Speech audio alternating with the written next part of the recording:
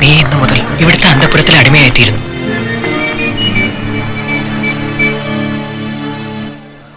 ഇവൾക്ക് എന്ത് വില കൊടുത്താലും അധികമാവില്ല. നിനക്ക് എന്തൊക്കെ വേണം അതൊക്കെ ഉണ്ടാവും ഇവിടുത്തെ അന്തപുരത്തിൽ. ഒരപേക്ഷയുണ്ട്. പറയാം. അവിടുത്തെ പ്രജാവാത്സല്യവും ദീനാനുകമ്പയും ലോകം മുഴുവൻ വാഴ്ത്തുന്നു. ഞങ്ങളോട് കരുണ കാണിക്കണം. മരിച്ചുപോയ വ്യാപാരി സെയ്ദ് അൻവറിന്റെ മകനാണിത്. ബുദ്ധിമോശം കൊണ്ട് എല്ലാ മുതലും നഷ്ടപ്പെട്ടപ്പോൾ വീണ്ടും ചെറുതായി ജീവിതം തുടങ്ങാൻ ഈ ഉള്ളവൾ നിർദ്ദേശിച്ച വഴിയാണിത്. നീ ആരാണ്? ഈ മൻസൂറിന്റെ വീട്ടിലെ വേലക്കാരി ദയ എന്ന് വിളിക്കും. ബാക്കി എല്ലാവരും പോയി. പോകാൻ എനിക്ക് മനസ്സ് വന്നില്ല. ആപത്ത് കാലത്തല്ലേ വേലക്കാർ യജമാന്റെ സഹായത്തിന് കൂടെ നിൽക്കേണ്ടത്. നിന്റെ വിവേകം മാത്രമല്ല, യജമാന സ്നേഹവും എന്നെ അത്ഭുതപ്പെടുത്തുന്നു. 10,000 ദിനാർ കൊടുക്കുന്നു. ഇനി എന്ത് വേണം നിനക്ക് ചോദിക്കാൻ?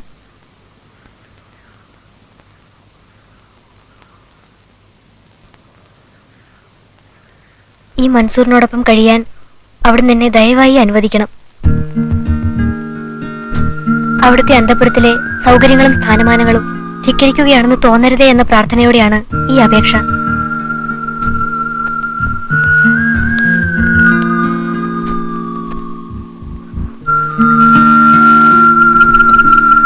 നീ അത് പറഞ്ഞില്ലെങ്കിലേ എനിക്ക് അത്ഭുതം തോന്നും.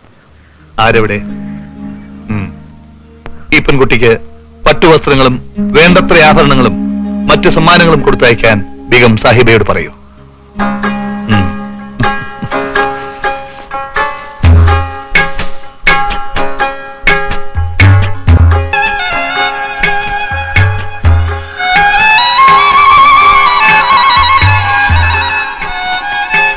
വാടക വീട് എടുക്കാനും കച്ചവടം തുടങ്ങാനും ഒക്കെ വേണ്ട മുതലായല്ലോ ഇപ്പോ. എന്നാലും നിനക്ക് ഇത്രയേറെ അറിവുണ്ടെന്ന് ഞാൻ വിചാരിച്ചതല്ല. ഇവരെയൊക്കെ വലിയ പണ്ഡിതന്മാരെയാണ് വീട്ടിൽ മകനെ പഠിപ്പിക്കാൻ അദ്ദേഹം നിയമിച്ചത്. അതെ അതെ, പക്ഷെ ഒന്നും പഠിക്കാൻ ഞാൻ ശ്രമിച്ചില്ല എന്നതാണ് വാസ്തവം. നിങ്ങൾ ഉറക്കം തൂങ്ങിയിരിക്കും. ജോലി ചെയ്യണമല്ലോ എന്ന് വിചാരിച്ച് അവര് പാഠങ്ങൾ എടുത്തു. മറഞ്ഞു നിന്ന് ഞാൻ എല്ലാം കേട്ടു പഠിച്ചു.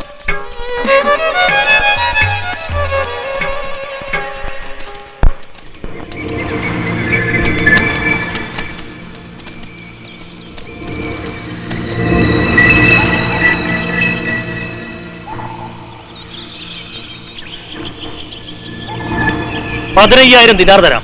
ഇവളെ വിൽക്കുന്നോ? അടിമക്കച്ചവടം എന്റെ തൊഴിലല്ല. നിനക്ക് വില പറയുന്ന ഒരാള്. സുൽത്താന് കൂടി കടം കൊടുക്കുന്ന ഒരു മഹാധനികനുണ്ട്. 15,000 തരാം. കൂടുതൽ വലിയ കച്ചവടം തുടങ്ങാലോ. മാറി നിൽക്കണോ? 15,000. സുൽത്താനേക്കാൾ ധനികൻ. എന്നെ വിലയ്ക്ക് വാങ്ങാൻ സമ്പത്തുള്ള ഒരു ധനികനും ഈ ഭൂമിയിൽ പിറന്നിട്ടില്ല. മാറോ?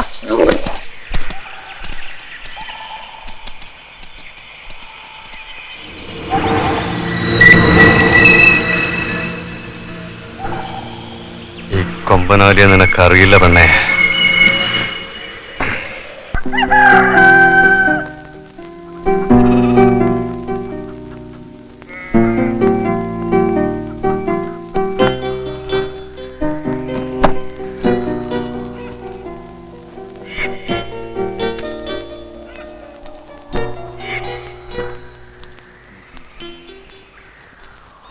ഇത് ചന്തയിൽ കൊണ്ടുപോയി 300 ദിനാറിന് വിൽക്കണം. 300. ചിത്രപ്പണികൾ ചെയ്തിരിക്കുന്നത് സ്വർണ്ണ നൂലിലാണ്. ആദ്യം 400 പറയാം. വില പെശകാതെ ഒരാളും ഇക്കാലത്ത് വാങ്ങില്ല. 300. കൂടുതൽ തന്നാലും വാങ്ങരുത്. ഗുണനിലവാരം അറിയുന്നവര് പിശകില്ല. അത് മതി. നിൽക്കൂ. കൈറോവിലേക്കും മറ്റും കമ്പളം അയക്കുന്ന കച്ചവടക്കാരുണ്ട്. അവർ വരും. മറുനാട്ടുകാർക്ക് വിൽക്കരുത്. അധിക വില പറഞ്ഞാലും വിൽക്കരുത്. അതെന്താ? മണ്ടം മൻസൂറേ, എന്തെങ്കിലും കാര്യമില്ലാതെ ദയ വെറും വാക്ക് പറയില്ല എന്നറിയില്ലേ?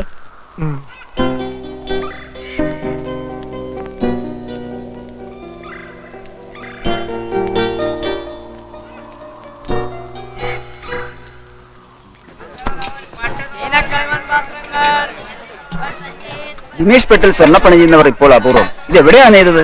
ഈ നാട്ടിൽ തന്നെ.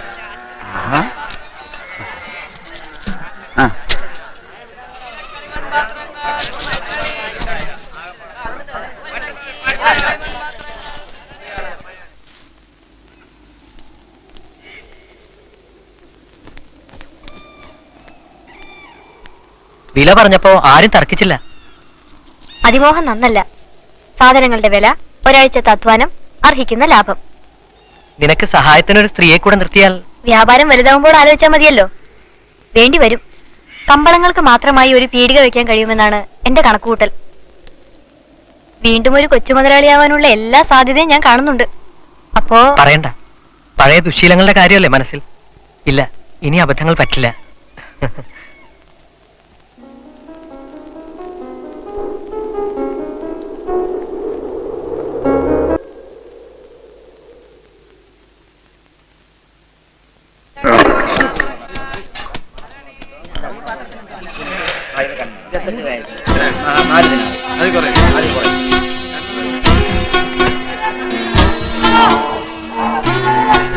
എന്താ വില? ഒരാൾ നേരത്തെ പറഞ്ഞു വെച്ചതാണ്. എന്നാൽ അയാൾ വീട്ടിൽ വന്ന് കച്ചവടം നടത്തണം. ചന്തയിൽ വിൽക്കാൻ വെച്ചിരിക്കുന്നതിനൊക്കെ ഒരു വിലയുണ്ട്. എന്താ വില? 500 ദിനാർ. 500 ദിനാർ. വരട്ടെ, ഞാൻ വിൽക്കുന്നില്ല. ഇത് എവിടുത്തെ ന്യായം? ഏയ്, നിങ്ങൾ ഇത് കേൾക്കുന്നില്ലേ? ഇത് എവിടുത്തെ ന്യായം? എന്ത് നിയമം? നോക്കൂ, ഇയാൾ 500 ദിനാർ പറഞ്ഞു, ഞാൻ കൊടുത്തു, മോഹവിലയാണ്. എന്നിട്ടിപ്പോൾ പറയുന്നു എനിക്ക് വിൽക്കുന്നില്ലെന്ന്. ഇത് എന്ത് ന്യായം? 500 വില പറഞ്ഞു. ആ, വില തന്നോ? ആ, കച്ചവടത്തിൽ വാക്ക് പറഞ്ഞ പതിവില്ല ഈ ചന്തയിൽ. മുതൽ നിങ്ങളുടേതാണ്.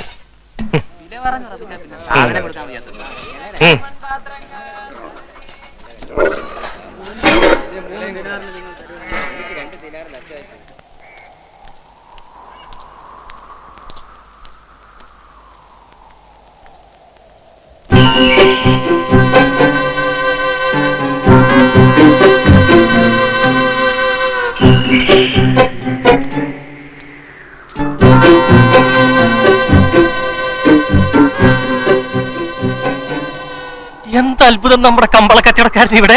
നിങ്ങളെന്താ ഇവിടെ? എന്റെ ഒരു പഴയ പരിചയക്കാരൻ ഇവിടെ എവിടെയോ ആണെന്ന് പറഞ്ഞൊരു ഓർമ്മ. ശരി.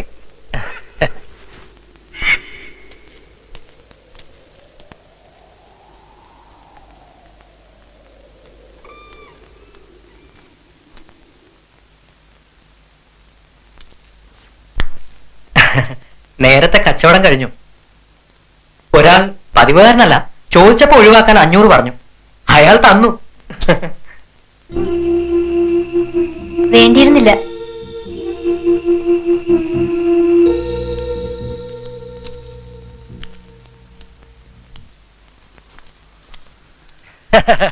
ഇതാണോ വീട്? നന്നായി.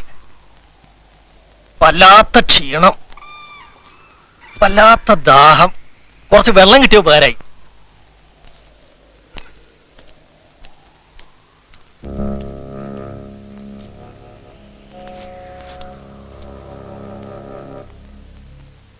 ആരാ പുറത്ത്? ചന്തയെ കണ്ട ഒരാൾ കുടിക്കാൻ വെള്ളം ചോദിച്ചു കയറിയതാ. വല്ലാത്ത വിശപ്പ്. എന്റെ ഭാര്യ കാലത്തെന്തോ പൊന്നു കെട്ടി തന്നിട്ടുണ്ട്. ഇവിടെ നിന്ന് കഴിക്കുന്നോണ്ട് വിരോധമില്ല. അല്പം ആഹാരം വേണ്ട, എന്റെ ആഹാരകത്തുണ്ട്. എന്നാൽ ഇങ്ങോട്ട് എടുക്ക്, നമുക്ക് ഇവിടെ നിന്ന് കഴിക്കാം. അതല്ല എന്റെ മര്യാദ. അത് സാരമില്ല. എന്നാ ഞാൻ അകത്തോട്ട് വരാം. വേണ്ട വേണ്ട വേണ്ട, ഞാൻ എന്നാ ഇതെങ്കിലും കഴിക്കൂ.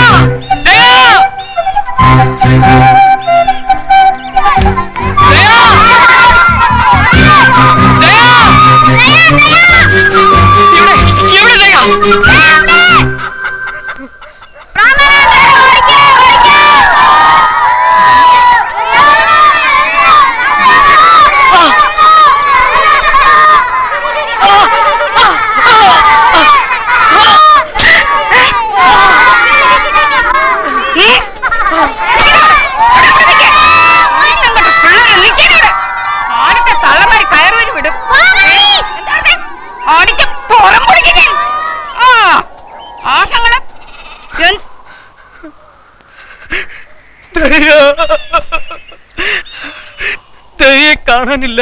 കാണില്ല. ദയാ, സത്യം, ദൈവഭയം എല്ലാം പോയി. കാലം പഴച്ചില്ലേ മോനെ? നീ ഏതാ?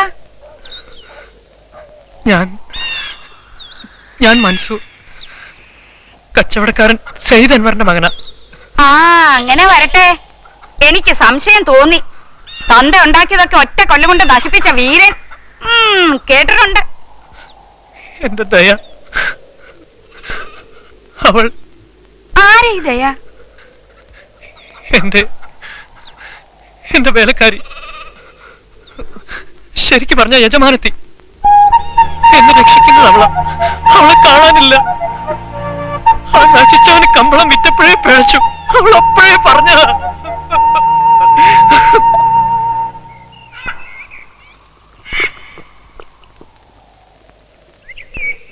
ആദ്യം ഞാനൊരു അന്വേഷണം നടത്തട്ടെ. നീ ചന്തയിൽ പോയി ഇനിയും കുറെ സാധനങ്ങളൊക്കെ വാങ്ങിച്ചോണ്ടാ. മുക്കുപണ്ടങ്ങള്, വില കുറഞ്ഞ അത്തറ്, സുറുമ, ഉറുമാൽ, അടുക്കളക്കാരി പെണ്ണുങ്ങൾക്ക് കമ്പം തോന്നുന്നതൊക്കെ വാങ്ങിച്ചോ. അവനെ മുമ്പ് കണ്ടിട്ടുണ്ടോ? നിന്നെ ബോധം കെടുത്തിയവനെ? ആ, അടുക്കള പെണ്ണുങ്ങൾ വഴിക്ക് അന്വേഷിക്കണം. അവർക്കറിയാത്തതായിട്ട് ഒന്നുമില്ല. ഒട്ടകം രണ്ടും പോയല്ലോ ആമനത്താത്ത. സുൽത്താൻ തന്നത് രണ്ടും ലക്ഷണമൊത്തതായിരുന്നു. ഒട്ടകം പോയാ പോട്ടടാ കരുതേ. അതിനേക്കാളും വലിയ മുതലല്ലേ പോയത്. ഞാൻ പറഞ്ഞ സാധനങ്ങളൊക്കെ നീ വേഗം വാങ്ങിച്ചോണ്ട് വാ.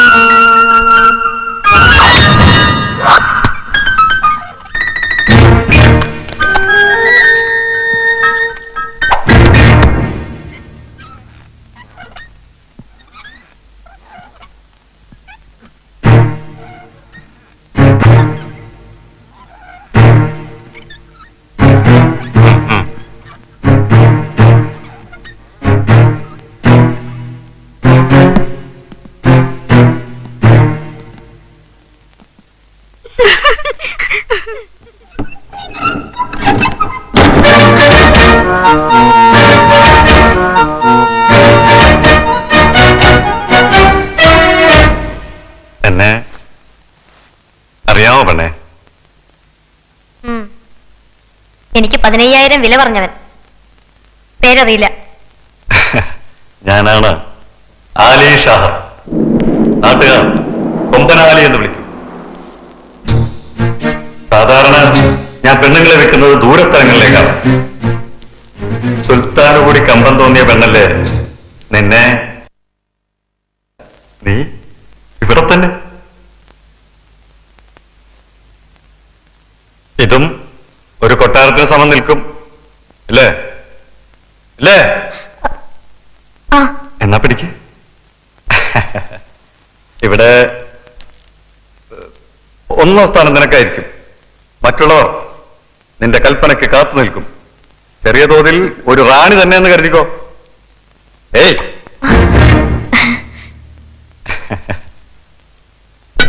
കലയും ശാസ്ത്രമൊക്കെ കൊട്ടാരത്തിൽ പരീക്ഷിക്കും. പക്ഷേ സൗന്ദര്യം വിലയിരുത്താൻ ില്ല.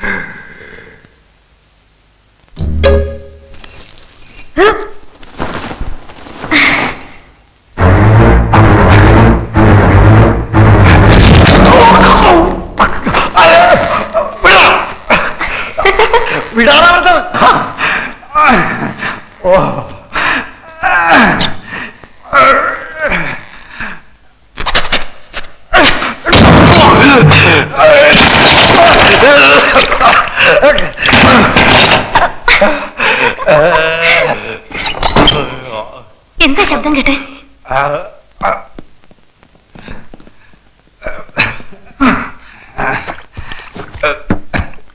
ഒന്നും പറ്റിയില്ലല്ലോ. എന്ത് പറ്റാൻ? കൊണ്ടുപോ, രണ്ടുപേരും അടിച്ച് അനുസരണം പഠിപ്പിക്ക്.